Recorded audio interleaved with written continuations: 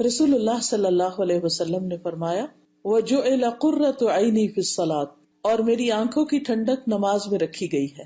نماز آنکھوں کی ٹھنڈک کیسے ہوتی ہے؟ نماز اس وقت آنکھوں کی ٹھنڈک ہوتی ہے جب نماز پڑھنے میں ہمارا دل لگتا ہے، جب نماز ہمیں دوسری چیزوں سے زیادہ محبوب ہوتی ہے، جب ہم نماز کو اللہ سبحانہ وتعالیٰ سے ملاقات کا ذریعہ سمجھتے ہیں، جب ہم نماز میں اللہ سبحانہ وتعالیٰ کو یاد کرتے ہیں، جب نماز میں ہمارا دل لگتا ہے، جب ہمیں نماز سے محبت ہوتی ہے۔ کیونکہ انسان کو جس چیز سے محبت ہوتی ہے وہ اس کام کو کر کے خوشی محسوس کرتا ہے، اور جس چیز سے جتنی زیادہ محبت ہوتی ہے اس کام سے انسان کو اتنا ہی زیادہ لطف آتا ہے اور سکون ملتا ہے، اس کی آنکھیں ٹھنڈی ہو جاتی ہیں، اس کے اندر خشوع و خضوع آ جاتا ہے۔ انسان کو جب یہ احساس ہوتا ہے کہ مجھے اللہ سبحانہ تعالیٰ کا قرب نصیب ہو رہا ہے اور میں اللہ کے قریب ہوں، اللہ تعالیٰ سے سرگوشیاں کر رہا ہوں، خاص طور پر سجدے کی حالت میں، تو اس سے انسان بے پناہ سرور حاصل کرتا ہے۔ لیکن جو شخص اس سے غافل ہوتا ہے، جس کا دل نماز میں نہیں لگتا،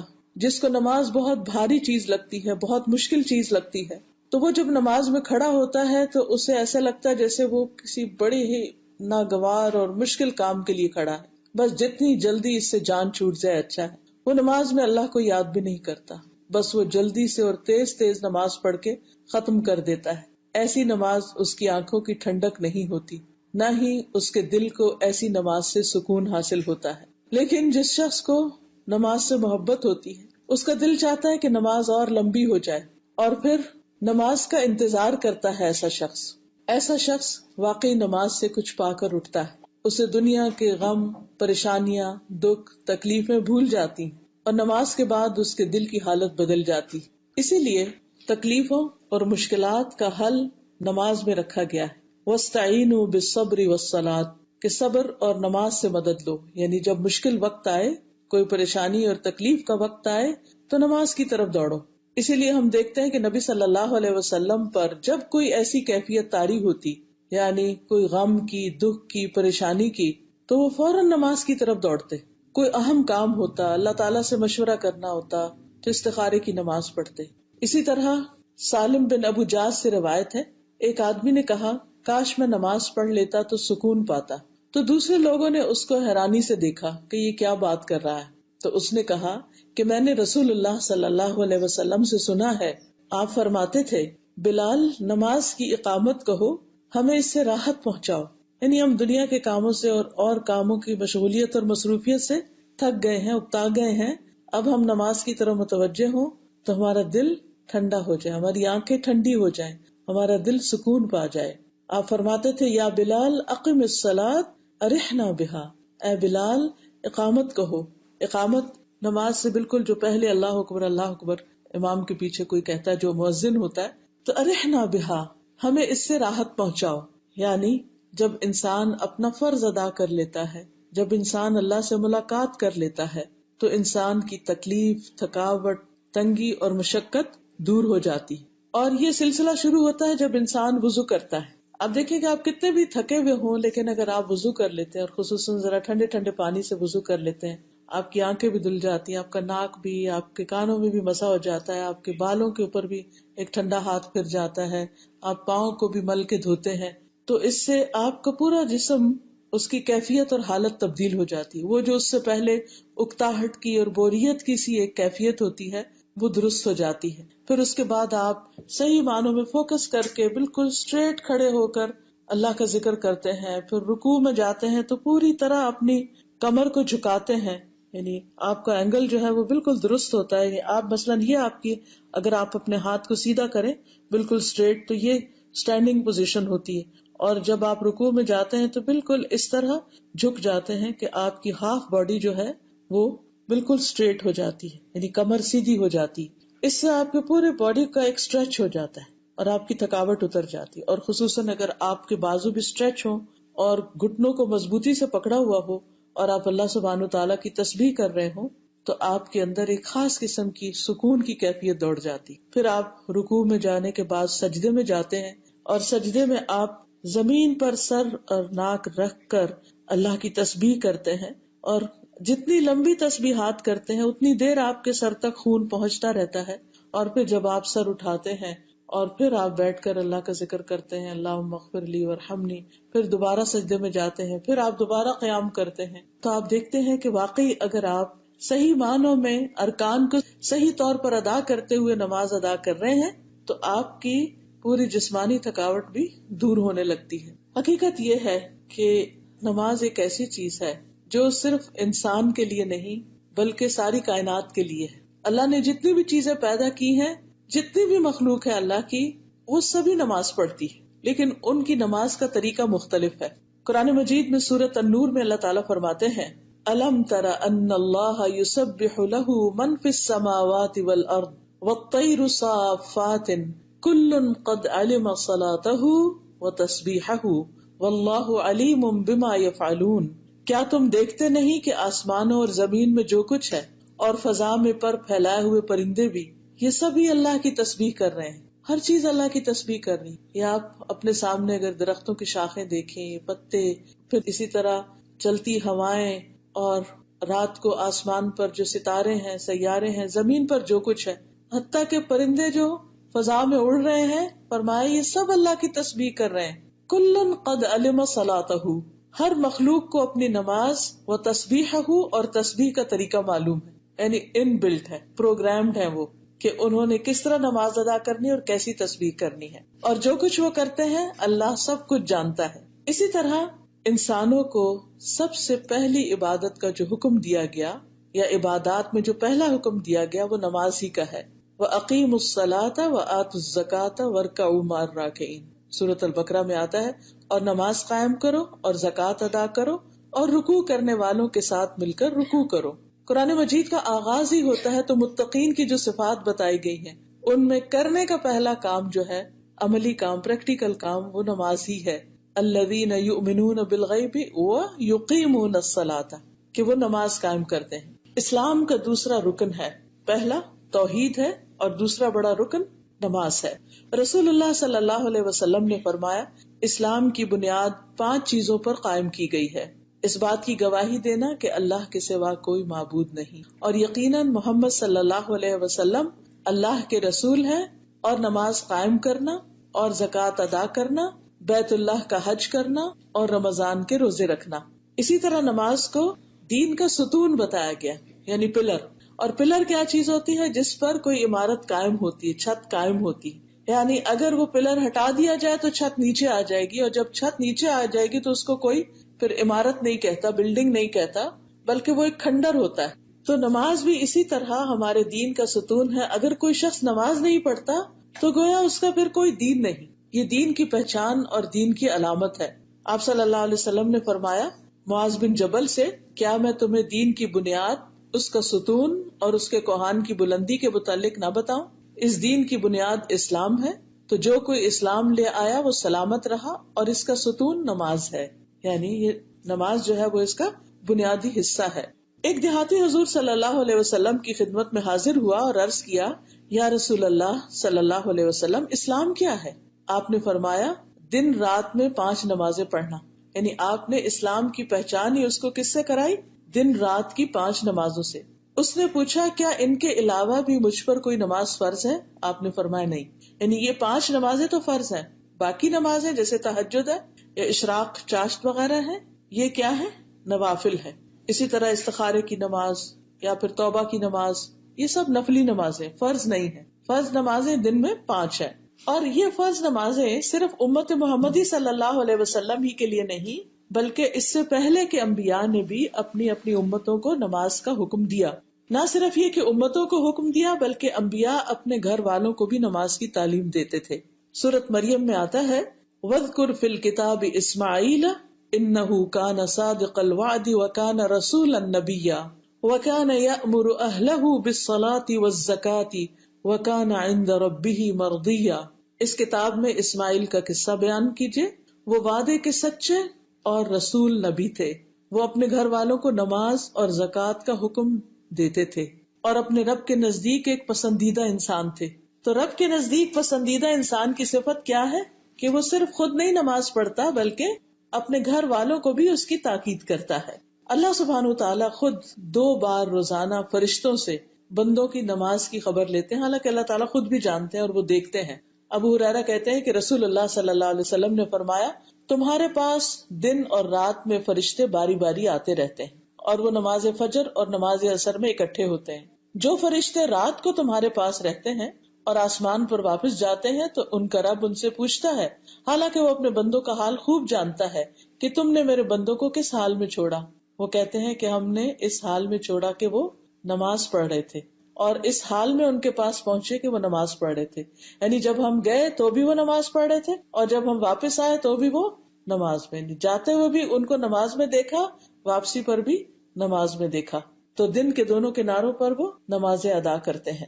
پھر اسی طرح ہر نماز کا جو وقت ہوتا ہے, یہ اذان ہو جاتی ہے, نماز کا وقت داخل ہو جاتا ہے, تو اس وقت ایک اعلان ہوتا ہے. اسے ہمارے کان تو نہیں سنتے, لیکن ہمیں بتایا گیا ہے کہ ہمارے کان کون سا اعلان سنتے ہیں, جو مؤذن اعلان کرتا ہے اذان کی شکل میں اور پکار رہا ہوتا ہے حی علی الصلاۃ حی علی الفلاح, آؤ نماز کی طرف, آؤ کامیابی کی طرف.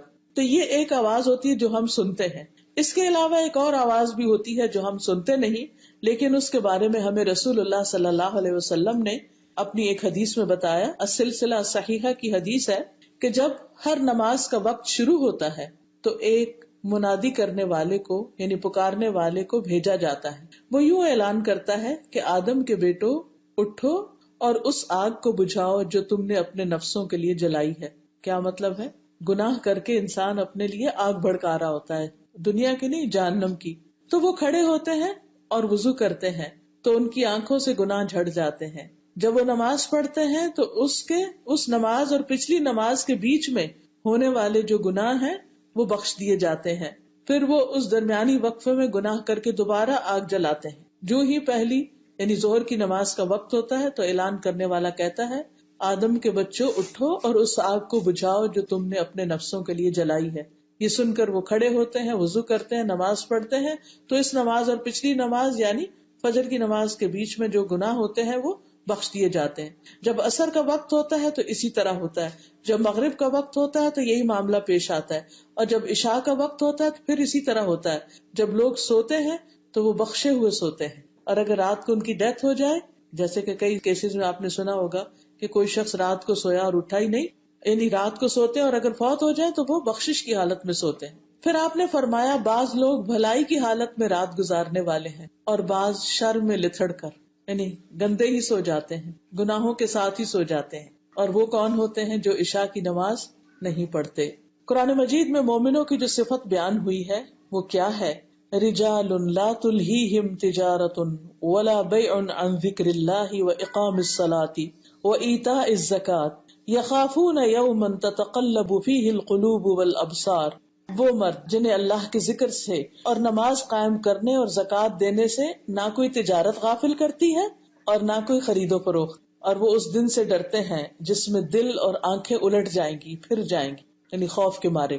اب دیکھیں کہ خواتین کے بھی گھروں کے بہت کام ہوتے ہیں, لیکن مرد جو بزنس کاروبار وغیرہ کرتے ہیں, جاب وغیرہ کرتے ہیں, تو بعض اوقات وہ اتنے مصروف ہوتے ہیں یا عین اس وقت کسٹمر آ جاتے ہیں یا عین اس وقت کوئی بڑی امپورٹنٹ میٹنگ آ جاتی ہے یا بہت امپورٹنٹ کال آ جاتی ہے جس کی وجہ سے وہ نماز ڈیلے کر دیتے ہیں یا پھر بعض اوقات پڑھتے ہی نہیں یا انہیں ہوش ہی نہیں ہوتی کہ نماز ادا کرنی. لیکن اللہ سبحانہ و تعالیٰ نے ایمان والے بندوں کی صفت کیا بتائی ہے کہ انہیں نہ کوئی تجارت غافل کرتی ہے, کوئی بزنس ڈیل, اور نہ کوئی خرید و فروخت. یعنی وہ خود بھی ایسے وقت میں شاپنگ نہیں کرتے, جا کے ایسے وقت میں بازاروں میں نہیں گھومتے, بلکہ انہیں اپنی نماز کی فکر ہوتی ہے.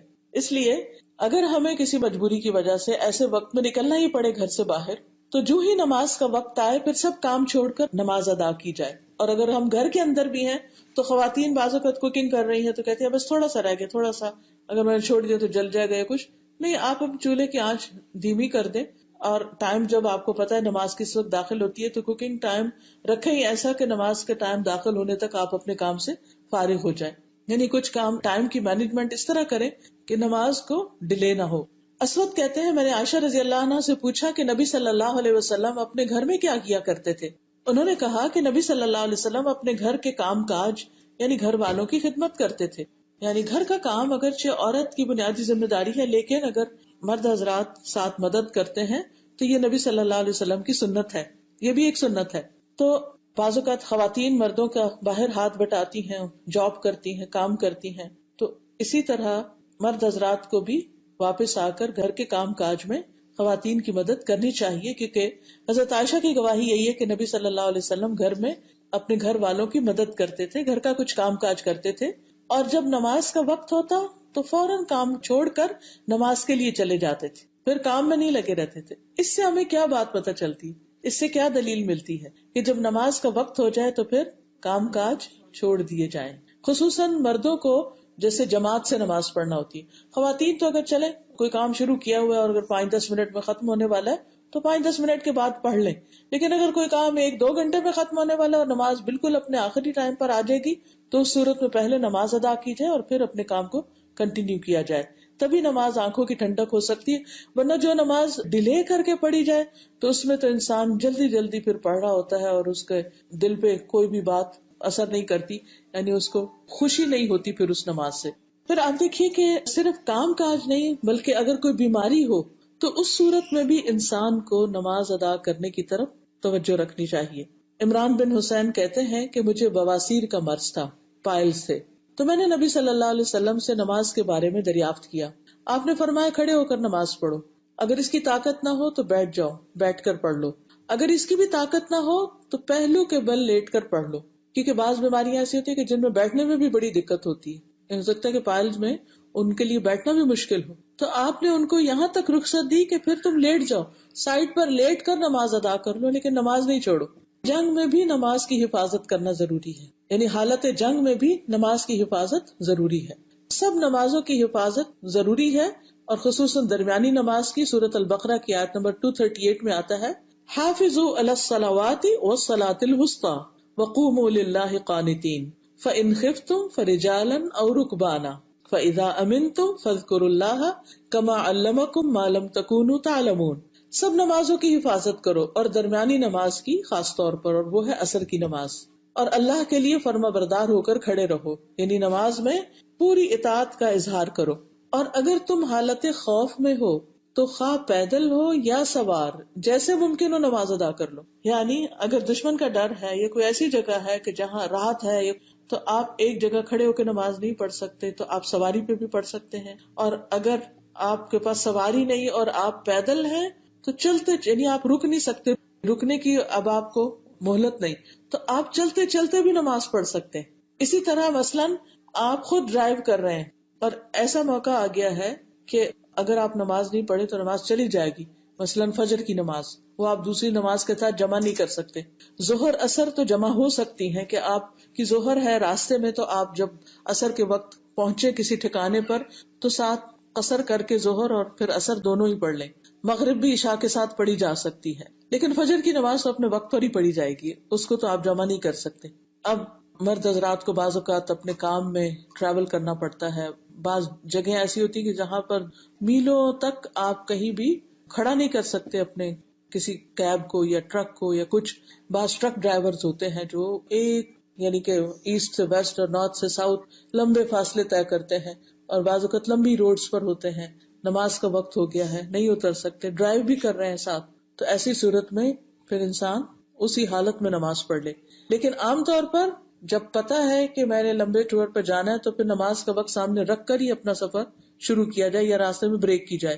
ہاں، نوافل آپ دونوں حالتوں میں پڑھ سکتے ہیں، نفل نماز آپ سواری پر پڑھ سکتے ہیں، لیکن یہ نہیں کہ اب ہمیں بچوں کو لینے کے لیے جانا ہے اور ہم چلو گھر میں اپنے سارے گھر کے کام نپٹائے اور وضو کیا اور گاڑی میں بیٹھ گئے اور راستے میں نماز پڑھی۔ اس طرح نہیں ہونا چاہیے۔ انتہائی مجبوری میں تو ہو سکتا ہے جب کوئی اور راستہ نہ نکلے، لیکن عام حالات میں ایسا نہیں کیا جائے گا۔ ہاں، اگر خوف ہو، یعنی صرف سفر نہیں، خوف ہو تو خوف کی حالت میں پیدل یا سوار دونوں طرح نماز ادا کی جا سکتی ہے۔ اسی طرح اگر کوئی بیماری ہو اور وہ بہت سخت بھی ہو پھر بھی نماز، اور اس میں ہمیں نبی صلی اللہ علیہ وسلم کا طریقہ پتہ چلتا ہے کہ وہ بیماری یا مرض جس میں آپ کی وفات ہوئی اس کے بارے میں آتا ہے۔ عبید اللہ کہتے ہیں کہ ایک مرتبہ میں حضرت عائشہ کی خدمت میں حاضر ہوا اور عرض کیا، آپ مجھے رسول اللہ صلی اللہ علیہ وسلم کی مرض الوفات کے بارے میں کچھ بتائیں۔ انہوں نے کہا کیوں نہیں۔ کہنے لگی کہ رسول اللہ صلی اللہ علیہ وسلم کی طبیعت جب بوجھل ہوئی تو آپ نے پوچھا کیا لوگ نماز پڑھ چکے ہیں؟ ہم نے کہا نہیں یا رسول اللہ، وہ آپ کا انتظار کر رہے ہیں۔ آپ نے فرمایا میرے لیے ایک ٹب میں پانی رکھو، تو ہم نے ایسا ہی کیا۔ نبی صلی اللہ علیہ وسلم نے غسل کیا اور جانے کے لیے کھڑے ہونے ہی لگے تھے کہ آپ پر بے ہوشی طاری ہو گئی۔ جب افاقہ ہوا یعنی ہوش میں آئے تو آپ نے پھر یہی سوال پوچھا کیا لوگ نماز پڑھ چکے ہیں؟ ہم نے کہا نہیں یا رسول اللہ، وہ آپ کا انتظار کر رہے ہیں۔ آپ نے فرمایا میرے لیے ٹب میں پانی رکھو۔ اب آپ جانے کے لیے کھڑے ہونے ہی لگے تھے کہ آپ پر پھر بے ہوشی طاری ہو گئی۔ حضرت عائشہ کہتی ہے کہ لوگ نماز عشاء کے لیے مسجد میں بیٹھے رسول اللہ صلی اللہ علیہ وسلم کا انتظار کرتے رہے تو رسول اللہ صلی اللہ علیہ وسلم نے ابو بکر رضی اللہ عنہ کے پاس پیغام بھیجا کہ آپ لوگوں کو نماز پڑھا دیں۔ چنانچہ ان دنوں میں ابو بکر لوگوں کو نماز پڑھاتے رہے۔ ایک دن نبی صلی اللہ علیہ وسلم کو اپنی بیماری میں کچھ تخفیف یعنی ہلکا محسوس ہوا کہ اب میں کچھ ٹھیک ہوں، تو آپ ظہر کی نماز کے لیے دو آدمیوں کے درمیان نکلے، یعنی رائٹ اور لیفٹ دو لوگ تھے جن کے کندھوں پہ سہارا لے کر آپ نماز کی طرف گئے، جن میں سے ایک عباس رضی اللہ عنہ تھے۔ ابو بکر رضی اللہ عنہ نے جب نبی صلی اللہ علیہ وسلم کو دیکھا تو پیچھے ہٹنے لگے، تو آپ صلی اللہ علیہ وسلم نے انہیں اشارہ کر دیا کہ پیچھے نہ ہٹے، اور اپنے ساتھ آنے والے دونوں ساتھیوں کو حکم دیا تو انہوں نے نبی صلی اللہ علیہ وسلم کو ابو بکر کے پہلو میں بٹھا دیا۔ ابو بکر کھڑے ہو کر نماز پڑھتے رہے اور رسول اللہ صلی اللہ علیہ وسلم بیٹھ کر نماز پڑھنے لگے۔ تو آپ دیکھیے کہ آپ نے سخت بیماری کی حالت میں بار بار بے ہوشی طاری ہونے کے باوجود بھی جب آپ کو ہمت ہوئی تو آپ مسجد بھی تشریف لے گئے۔ کھڑے ہو کر نہیں پڑھ سکتے تھے تو بیٹھ کر نماز پڑھی، لیکن نماز ادا کی۔ اب آپ دیکھیے کہ امت کے پاس کیا کوئی جواز باقی رہ جاتا ہے کہ وہ آرام سے گھروں میں ہوتے ہوئے، یعنی کہ ساری سہولتیں ہوتے ہوئے، گاڑیوں کے ہوتے ہوئے، صحت کے ہوتے ہوئے پھر وہ نماز ادا نہ کریں اور بیٹھ کے یا ٹی وی دیکھتے رہیں، یا اب تو ٹی وی بھی کم ہو گیا ہے، عموماً لوگ اپنے گیجٹس پر بیٹھے رہتے ہیں اور نمازوں پہ نمازیں چلی جاتی ہیں۔ نبی صلی اللہ علیہ وسلم کے دنیا سے جاتے ہوئے آخری الفاظ کیا تھے؟ آپ سب جانتے ہیں کہ آپ کی آخری وصیت یہ تھی کہ نماز نماز اور اپنے غلاموں کے ساتھ اچھا سلوک کرنا، یعنی حقوق العباد میں غلاموں کے ساتھ اچھا سلوک، کمزور لوگوں کے ساتھ، اور اللہ کے حقوق میں سے نماز کی ادائیگی۔ کہتے ہیں کہ آپ بار بار یہی کہہ رہے تھے، نماز نماز اور اپنے غلاموں کے ساتھ اچھا سلوک کرنا۔ عربی کے الفاظ ہیں الصلاۃ الصلاۃ وما ملکت ایمانکم، یہاں تک کہ نبی صلی اللہ علیہ وسلم کا سینہ مبارک کھڑکھڑانے لگا اور آپ کی زبان رکنے لگ گئی۔ تو آخری بات، آخری الفاظ جو آپ نے دنیا سے جاتے ہوئے کہے اور جس کی آپ نے امت کو تاکید کی، وہ کیا تھی؟ نماز۔ اب آپ دیکھیں کہ قیامت کے دن بھی پہلا سوال، پہلا حساب کس چیز کے بارے میں ہوگا؟ نمازوں کے بارے میں ہوگا۔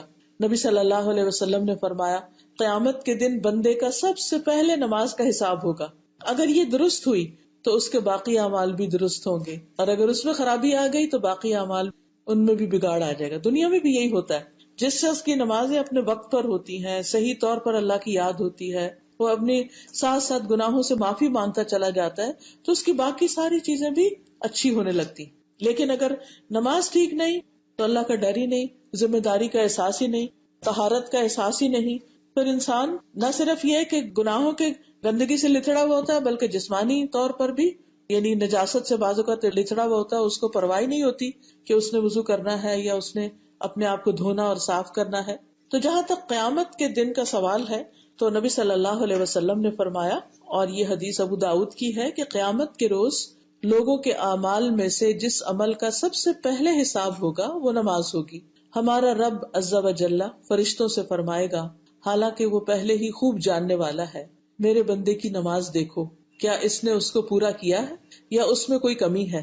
چنانچہ اگر نماز کامل ہوئی تو پوری کی پوری لکھ دی جائے گی، اور اگر اس میں کوئی کمی ہوگی تو اللہ تعالیٰ فرمائے گا کہ دیکھو کیا میرے بندے کے کچھ نوافل بھی ہیں، اگر نفل ہوئے تو وہ فرمائے گا کہ میرے بندے کے فرضوں کو اس کے نفلوں سے پورا کر دو، یعنی فرض میں کمی ہے تو نوافل سے پوری کر دو۔ پھر اسی انداز سے دیگر اعمال بھی لیے جائیں گے، جیسے روزے ہیں تو اس میں اگر فرضوں میں کوئی کمی بیشی ہوئی تو کہا جائے گا کہ نوافل ہیں تو ان سے پورا کر دو۔ زکوٰۃ ہے تو زکوٰۃ کی ادائیگی میں اگر کوئی کمی ہوئی تو کیا حکم ہوگا کہ کوئی نفلی صدقات ہیں تو اس سے اس کمی کو پورا کر دو۔ اسی طرح حج ہے، باقی عبادات، باقی فرائض وغیرہ بھی۔ لیکن آپ دیکھ رہے ہیں ترتیب کہ سب سے پہلا سوال حساب نماز کا ہے، اس لیے ہمیں اپنی زندگی میں سب سے زیادہ امپورٹنس اور ہر چیز سے زیادہ پرائرٹی کس چیز کو دینی چاہیے؟ نماز کو۔ باقی ساری چیزیں اس کے اراؤنڈ ہونی چاہیے، یعنی کہ باقی سارے کام پہلے اور پھر نماز کو کہیں ادھر ادھر فٹ کر لیا، ایسے نہیں ہونا چاہیے۔ نماز پڑھنے کے فائدے بھی بہت ہیں، دنیا میں اور آخرت میں۔ آخرت میں تو ہے ہی ہے، کیونکہ اس سے انسان کو کامیابی کے راستے ملیں گے. لیکن دنیا میں بھی نماز جو ہے یہ دراصل اللہ کی یاد کا ذریعہ ہے. قرآن مجید میں آتا ہے اننی انا اللہ لا الہ الا انا فاعبدنی واقم الصلاۃ لذکری، بے شک میں ہی اللہ ہوں. جب موسیٰ علیہ السلام کو اللہ سبحانہ وتعالیٰ نے پکارا اور ان سے کلام کر رہے تھے، میرے سوا کوئی معبود نہیں، سو میری عبادت کرو اور میری یاد کے لیے نماز قائم کرو. اگر کوئی شخص دن رات بھی ذکر کرتا رہے اور نماز کی پابندی نہ کرے تو اس کا یہ ذکر کوئی معنی نہیں رکھتا، کہ ذکر کا سب سے بڑا طریقہ اور ذریعہ نماز ہی ہے. قرآن مجید میں آتا ہے اقم الصلاۃ ان الصلاۃ تنہی عن الفحشاء والمنکر ولذکر اللہ اکبر. نماز قائم کرو کیونکہ نماز برائیوں اور بے حیائیوں سے روکتی ہے اور اللہ کے ذکر کا سب سے بڑا طریقہ نماز ہی ہے. پھر اسی طرح نماز اللہ سے سرگوشیاں ہیں، راز و نیاز ہے.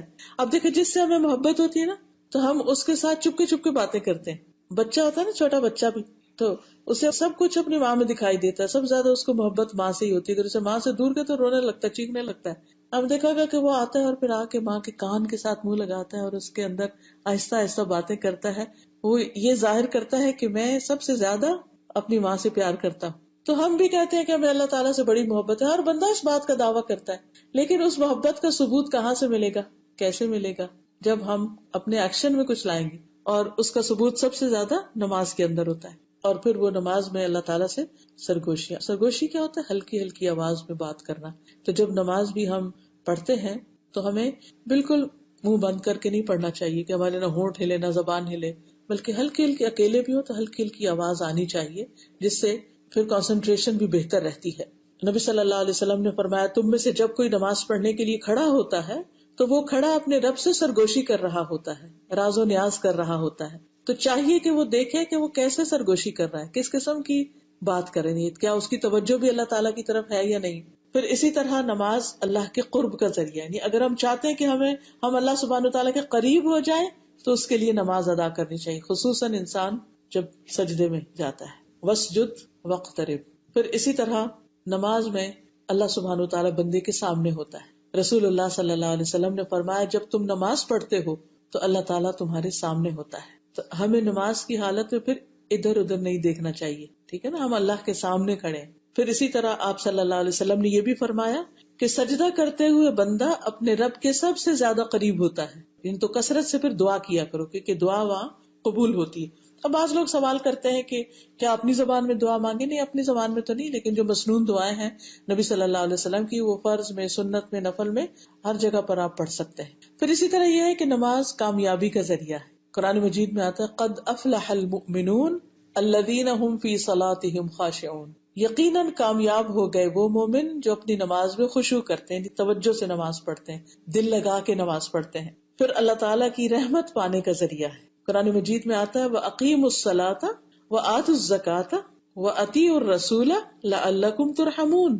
نماز قائم کرو، زکوٰۃ ادا کرو اور رسول کا حکم مانو تاکہ تم رحم کیے جاؤ. یعنی اگر تم چاہتے ہو کہ تم پر اللہ تعالیٰ رحمت فرمائے، تمہارے ساتھ نرمی کا معاملہ کرے، تو پھر نماز ادا کرو، زکوٰۃ ادا کرو، رسول اللہ صلی اللہ علیہ وسلم کی اطاعت کرو. نبی صلی اللہ علیہ وسلم نے فرمایا جب تم میں سے کوئی آدمی نماز کے لیے کھڑا ہوتا ہے تو رحمت الہی اس کی طرف متوجہ ہو جاتی ہے. یعنی اللہ سبحانہ تعالیٰ کی رحمت اس کی طرف متوجہ ہو جاتی ہے، وہ شخص رحم کے قابل ہو جاتا ہے. اسی طرح نماز فرشتوں کی دعائیں پانے کا ذریعہ ہے. دیکھیے ہم جب کسی مشکل میں ہوتے ہیں تو سب سے کہتے ہیں کہ ہمارے لیے دعا کریں، لیکن جو انسان نماز کی پابندی کرتا ہے اور مشکل وقت میں بھی نماز پڑھتا ہے تو فرشتے اس کے لیے دعا کرتے ہیں. رسول اللہ صلی اللہ علیہ وسلم نے فرمایا جب کوئی شخص نماز کے بعد اپنی جائے نماز پر بیٹھا رہتا ہے تو فرشتے اس پر صلاۃ پڑھتے رہتے ہیں، اور فرشتوں کی یہ صلاۃ یوں ہے اللہم اغفر لہ، اللہم ارحمہ، اے اللہ اسے معاف کر دے، اے اللہ اس پر رحم فرما دے. یعنی آپ نماز پڑھیں اور بیٹھ کر مصلی پر ہی ذکر اذکار کریں، دعائیں کریں. تو جب تک آپ مصلی پہ بیٹھے ہیں، جا نماز پہ بیٹھے ہیں، تو فرشتے آپ کے لیے کیا دعا کرتے ہیں؟ اللہ اس کو بخش دے، اس پہ رحم فرما. اسی طرح اگر وہ بیٹھ کر اگلی نماز کا انتظار کر رہا ہے تو بھی فرشتے اس پر صلاۃ پڑھتے ہیں، اور ان کی صلاۃ یہی ہے اللہم اغفر لہ وارحمہ، اے اللہ اسے معاف کر دے، اے اللہ اس پر رحم فرما. تو آپ دیکھیے کہ اگر ہم چاہتے ہیں کہ ہماری بخشش ہو جائے اور ہم پر رحمت ہو جائے تو کیا کریں؟ مثلا اگر آپ مسجد میں گئے ہیں، جمعے کی نماز کے لیے گئے ہیں، تو وقت سے تھوڑا پہلے چلے جائیں، جا کے صف میں بیٹھ کے اللہ کا ذکر شروع کر دیں. یعنی کہ مسجد میں داخل ہو کر تحیت المسجد پڑھ کے اس کے بعد اللہ کا ذکر کریں. حج عمرے پر جو لوگ جاتے ہیں آپ نے دیکھا ہوگا کس طرح وہ بعض اوقات گھنٹوں نماز کے انتظار میں بیٹھے رہتے ہیں. جتنی دیر وہ بیٹھتے ہیں اتنی دیر فرشتے ان کے لیے دعائیں کرتے رہتے ہیں. پھر اسی طرح خوف اور غم سے نجات کا ذریعہ ہے نماز. سورۃ البقرہ میں آتا ہے ان الذین آمنوا وعملوا الصالحات واقاموا الصلاۃ وآتوا الزکاۃ لهم اجرهم عند ربهم ولا خوف علیہم ولا هم يحزنون. بے شک جو لوگ ایمان لائے اور انہوں نے نیک اعمال کیے اور نماز قائم کی اور زکوٰۃ دی ان کا اجر ان کے رب کے پاس ہے اور ان پر نہ کوئی خوف ہے اور نہ وہ غمگین ہوں گے. اسی طرح پریشانی کی حالت میں نماز سے مدد. یا ایھا الذین آمنوا استعینوا بالصبر والصلاۃ ان اللہ مع الصابرین. اے لوگو جو ایمان لائے ہو صبر اور نماز کے ساتھ مدد طلب کرو، بے شک اللہ صبر کرنے والوں کے ساتھ ہے. یعنی نماز سے بھی صبر کرنے کی ہمت اور طاقت آ جاتی ہے. اور جب انسان صبر کرتا ہے اس غم پر آپے سے باہر نہیں ہوتا، کوئی فضول بات زبان سے نہیں نکالتا، کوئی ایسا واویلا نہیں کرتا، تو اللہ سبحانہ وتعالیٰ اس کی دعائیں سنتے ہیں، اس کی مدد فرماتے ہیں. انبیاء پر جب کوئی مشکل وقت آتا تھا تو اس وقت بھی وہ نماز کی طرف دوڑتے تھے. کانوا اذا فزعوا فزعوا الى الصلاۃ. انہیں جب کوئی پریشانی آتی تو وہ نماز کی طرف دوڑتے. پھر اسی طرح نماز پڑھنے والا اللہ کی حفاظت کے ذمے میں ہوتا ہے. رسول اللہ صلی اللہ علیہ وسلم نے فرمایا جس نے صبح کی نماز پڑھی وہ شام تک اللہ کے ذمے میں ہے، یعنی اللہ تعالیٰ اس کی حفاظت فرماتا ہے. تو اس لیے نماز نہ پڑھنا کیا ہے؟ اللہ کی رحمت سے دور ہونا. پھر اسی طرح نماز جو ہے وہ انسان کو صحت مند بناتی ہے. حضرت ابو ہریرہ رضی اللہ عنہ ایک دفعہ ان کے پیٹ میں درد تھی تو آپ نے فرمایا کہ تم نماز سے مدد لو، یعنی کہ انہوں نے نماز پڑھنا شروع کر دی. نماز جو ہے یہ جسم اور روح کی مشترکہ ورزش ہے، ایکسرسائز ہے ایک طرح سے. اس لیے کہ قیام، رکوع، سجود اور قعدہ میں مختلف طرح کی حرکات ہوتی ہیں. آدمی ایک حالت سے دوسری حالت میں منتقل ہوتا رہتا ہے، اوپر نیچے ہوتا ہے، اس کی وضع قطع بدلتی رہتی ہے. اور نماز میں اس کے جوڑ متحرک رہتے ہیں. بعض لوگ کہتے ہیں نا ہمیں جوڑوں کی تکلیف ہے اس لیے ہم کرسی پہ بیٹھ جائیں. ٹھیک ہے تکلیف ہوتی ہے، لیکن میں نے پرسنلی اس چیز کا ایکسپیرینس کیا ہے کہ تکلیف کے ساتھ بھی میں نے نیچے نماز جب پڑھنے کی کوشش کی تو درد بھی ٹھیک ہو گیا، کیونکہ اس سے گھٹنوں کے اوپر جو پریشر آتا ہے تو ان کے اندر سرکولیشن بہتر ہوتی ہے اور اس طرح انسان صحت مند رہتا ہے. ورنہ یہ ہے کہ اگر ایک ہی جگہ بیٹھ کر یا کھڑے ہو کر نماز پڑھتا رہے تو اس کی کوئی حرکت نہیں ہوتی، تو وہ جو بھرپور فائدہ نماز کا وہ حاصل نہیں ہوتا. یہ الگ بات ہے کہ اگر کسی کی نی سرجری ہو چکی ہے یا کوئی ایسا اس کو ایشو ہے کہ جس میں واقعی وہ نیچے نہیں جا سکتا تو وہ اور بات. پھر اسی طرح ظاہری جب جسم حرکت کرتا ہے نا تو جو اندر کے جو ہمارے آرگنز ہیں نا وہ بھی حرکت میں آتے ہیں. جیسے ہمارا اسٹمک ہے، ہمارے آنتے ہیں، ہمارے پھیپھڑے ہیں، اور ہمارے جسم کے اندر جو غذا ہضم ہو رہی ہوتی ہے، کھانا وغیرہ ہضم ہو رہا ہوتا ہے، تو وہ بھی یعنی کہ جسم کا حصہ بننا شروع ہو جاتا ہے. پھر اسی طرح یعنی کہ صحت جو ہے وہ ایمان کی حفاظت اور دنیا اور آخرت کی سعادت کے علاوہ نماز کی ادائیگی سے انسانی جسم کے جو ٹاکسنز ہیں ان میں بھی کمی کرتی ہے. اور یہ چیز بدن کے لیے نہایت مفید ہے، خصوصاً تہجد کی نماز. وہ صحت کے اسباب میں سب سے زیادہ نفع بخش ہے اور بہت سی بیماریوں کو روکنے والی ہے. یعنی انسان اس کی وجہ سے بیماریوں سے بچا رہتا ہے. جسم، روح اور دل کے لیے بہت زیادہ اس کو ایکٹیو کرنے والی ہے، کیونکہ وہ وقت ایسا ہوتا ہے کہ جس میں انسان کی توجہ بھی زیادہ ہوتی ہے. اور آپ دیکھیں کہ صبح صبح خالی پیٹ جب آپ اتنے اوپر نیچے جاتے ہیں، کئی نفل پڑھتے ہیں، تو وہ ایک طرح سے بہترین ایکسرسائز ہے. یعنی سارے رات کے آپ کی باڈی نے ریسٹ بھی کیا ہوتا ہے اور پھر اس کے بعد آپ عبادت کر رہے ہوتے ہیں. تو بہرحال امام ابن القیم نے خاص طور پر یہ کہا ہے کہ نماز جسم اور روح کی مشترکہ ورزش ہے. تو نماز انسان کو حشاش بشاش اور خوش بھی رکھتی ہے اور انسان کی سستی کو دور کرتی ہے. نبی صلی اللہ علیہ وسلم نے فرمایا شیطان تم میں سے ہر ایک آدمی کی گردن پر جب وہ سو جاتا ہے تو 3 گرے لگا دیتا ہے اور ہر گرہ پر ایک پھونک مارتا ہے کہ ابھی بڑی لمبی رات ہے، ابھی سو جاؤ. جب کوئی جاگتا ہے اور اللہ کا ذکر کرتا ہے تو ایک گرہ کھل جاتی ہے. یعنی آپ اٹھے اور آپ نے اٹھتے وقت کی دعا پڑھی. کیا دعا ہے وہ آتی ہے آپ کو؟ بیدار ہونے کی دعا. جی وہ تو رات کو جب آنکھ کھلتی ہے تو وہ دعا جو آپ بتا رہی نا وہ رات کے وقت اس وقت دعا قبول ہوتی ہے. یعنی آپ سائڈ بدلتے، آپ کی آنکھ کھل گئی، آپ پھر لا الہ الا اللہ وحدہ لا شریک لہ پڑھ کے پھر آگے دعا پڑھتے ہیں اور پھر دعا جو بھی مانگتے ہیں اللہ سے وہ دعا قبول ہوتی. بیدار ہونے کی دعا ہے الحمدللہ الذی احیانا بعد ما اماتنا والیہ النشور. ٹھیک ہے، یہ ذکر جب انسان کرتا ہے تو ایک گرہ کھل جاتی. پھر جب وضو کرتا ہے تو دوسری گرہ کھل جاتی، جب نماز پڑھتا ہے تو ساری گرہ کھل جاتی. تو نبی صلی اللہ علیہ وسلم نے فرمایا پھر وہ صبح کو حشاش بشاش خوش مزاج اٹھتا ہے، ورنہ اس کی صبح نفس کی خباثت اور سستی کے ساتھ ہوتی ہے، یعنی انسان سست اور ایک بیزار ہوتا ہے. پھر گناہوں کو مٹانے کا ذریعہ بھی ہے. اللہ تعالیٰ فرماتے ہیں وَأَقِمِ الصَّلَاةَ طَرَفَيِ النَّهَارِ وَزُلَفًا مِّنَ اللَّيْلِ إِنَّ الْحَسَنَاتِ يُذْهِبْنَ السَّيِّئَاتِ ذَلِكَ ذِكْرَىٰ لِلذَّاكِرِينَ. اور دن کے دونوں سروں پر اور کچھ رات گزرنے پر نماز قائم کرو، بلا شبہ نیکیاں برائیوں کو دور کر دیتی ہیں. یہ ایک یاد دہانی ہے ان لوگوں کے لیے جو اللہ کو یاد کرنے والے ہیں. رسول اللہ صلی اللہ علیہ وسلم نے فرمایا جب بندہ وضو کرتا ہے اور اپنے وضو کو مکمل کر کے اپنی نماز شروع کرتا ہے، پھر اپنی نماز مکمل کرتا ہے تو اپنی نماز سے ایسے نکلتا ہے جیسا کہ اپنی ماں کے پیٹ سے گناہوں سے پاک نکلا تھا، یعنی نماز پڑھ کے وہ بالکل پاک صاف ہو جاتا ہے. رسول اللہ صلی اللہ علیہ وسلم نے فرمایا مسلمان بندہ جب اللہ کا چہرہ چاہنے کے لیے نماز پڑھتا ہے تو اس کے گناہ اسی طرح جھڑ جاتے ہیں جیسے اس درخت کے یہ پتے جھڑ جاتے ہیں. اور آپ لوگوں کو تو یہ بات سمجھنا کچھ بھی مشکل نہیں، کیونکہ آج کل فال ہے اور پتے جب جھڑتے ہیں ذرا ہوا چلتی ہے اور پتے گر رہے ہوتے ہیں اس طرح جیسے بارش کے قطرے گر رہے ہیں ایک کے اوپر ایک. تو اس وقت سوچا کریں کہ نماز پڑھنے کے بعد بھی اسی طرح سارے گناہ جھڑ کے انسان